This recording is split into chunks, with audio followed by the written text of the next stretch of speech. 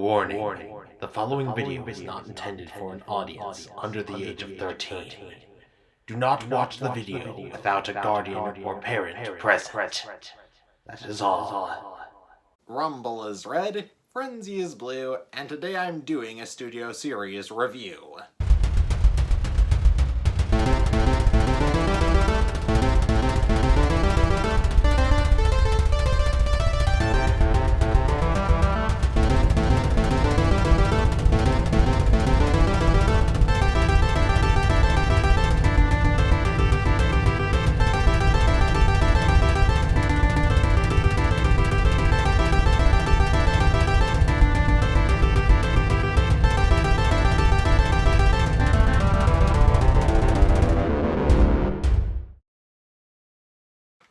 Hey guys, Ryan, aka Firebite27 here today with yet another episode of It Figures. And today we'll be talking about Studio Series Voyager Class Ironhide. And as we all know, the Studio Series is basically just making micro masterpiece copies of characters from the live-action movies. If you can call any of the Transformers that appeared in the live-action movies characters, and with transformations that provide as little hassle as humanly possible. Though there are a few transformations where that is physically impossible. And, well, you know, not being a part of the ever-growing show that is the MP line. Oh joy. Now then, if you are a fan of the Masterpiece line and the direction that it's going in, I will respect you. To a point. If you can forgive every one of the QC issues that these figures have had, please, spank yourself as hard as humanly possible. You are not well. But that rant's all besides the point of this review, which is to talk about Ironhide here. And his vehicle mode certainly is a flawless representation of a GMC top kick. Except for the head that's gawking straight out of the front of the vehicle mode. And the massive robo ankles that form a weird sort of semi-pentagram. Cementagram?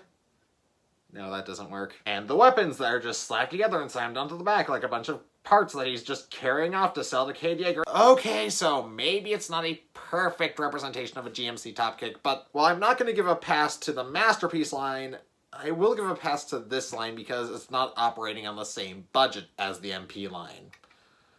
But then again, I've heard that the MP figure of movie Ironhide is actually worse than the Studio Series figure. Yeesh. Whatever. Robot mode time. Don't stop, don't hesitate, nothing gonna change real world! So his robot mode is, well, a little boring, to be perfectly honest. I think it's mostly down to the fact that, well, he's black and silver and gray. That's just not a very interesting color scheme, to be frank. Definitely not a terrible figure in this mode, but I just don't like it. The articulation is great. I mean, you've got a thigh swivel, a knee bend, toe bend slightly, as well as like a bunch of joints up in the arms, but at the same time, I just don't want to pose it because it's just not really my thing. I mean, don't get me wrong, it does have great articulation, like we've got elbow swivels, wrist swivel, a bunch of other articulation, and like no ankle pivot, but that's okay. I can't really expect it to do that considering the transformation for the legs, but really it's just not really my thing. I know that's ironic coming from someone who doesn't really like G1 and how oversaturated the market is in that aesthetic, but I guess what comes down to is that I really don't have an emotional attachment to these figures, or these characters rather. I mean, I did grow up during that era, but I just don't have the nostalgia to reminisce over these figures, or really like them at all. But it is a really good figure nonetheless. The articulation is great.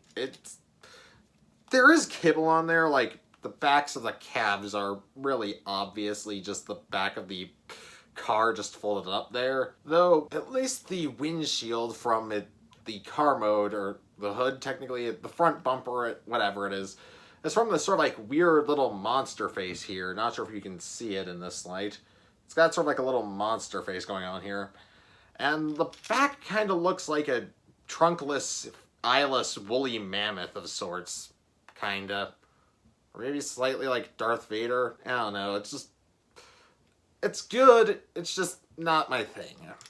I honestly prefer the Earthrise and Siege figures over this, which I know is, again, super ironic considering that I've lambasted G1 so much, but at the same time, it's important to have a nostalgic connection to something like this. Otherwise, it just doesn't really do anything for you. And I would love to show you the little diorama that's packaged with all the Studio Series figures, but I had to get rid of his packaging because I don't have room for all of it, I think. Actually, let me double check. I might still have it. Might. Just as I suspected, I do not have his box anymore. So, would I recommend getting Ironhide here? I mean, if you're a fan of the Bayverse, yes, get him. He was a main character and probably one of the only actual characters in the movies. But if you're not, I mean, if you don't have the nostalgia, then it's just a normal, decent action figure. There's nothing bad about it, it's just doesn't stand out at all. So with that being said, this is Firebite 27, over and out.